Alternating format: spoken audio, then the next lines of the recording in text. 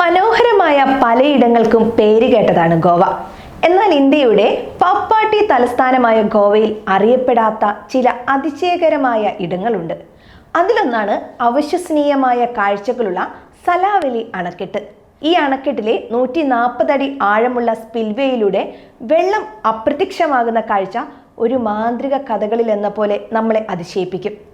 മനോഹരമായ നിർമ്മാണ വൈദഗ്ധ്യത്തിന് പേരുകേട്ട സലാവലി ഇന്ത്യയിലെ ഏറ്റവും ചെറിയ അണക്കെട്ടാണ്.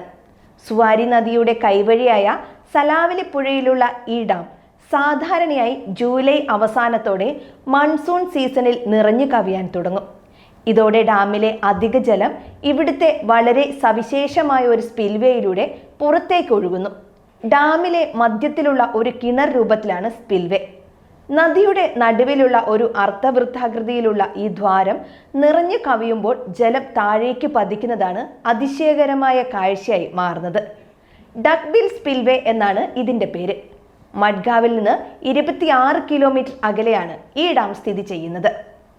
ഗോവ ആസ്വദിക്കാൻ ഏറ്റവും നല്ല സമയം നവംബർ പകുതി മുതൽ ഫെബ്രുവരി വരെയാണ്.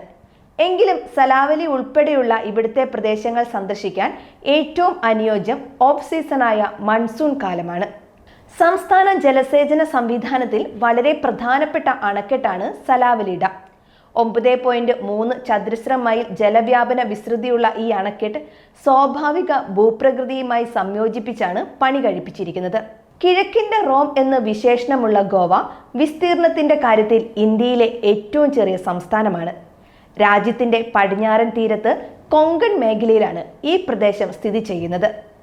ബീച്ച് ടൂറിസത്തിൽ ലോകത്തിൽ തന്നെ മികച്ച കേന്ദ്രങ്ങളിൽ ഒന്നായ ഗോവ നാഷണൽ ജിയോഗ്രഫിക് ട്രാവലിന്റെ ലോകത്തിലെ ഏറ്റവും മികച്ച 10 നൈറ്റ് ലൈഫ് നഗരങ്ങളിൽ 6ാം സ്ഥാനത്താണുള്ളത്.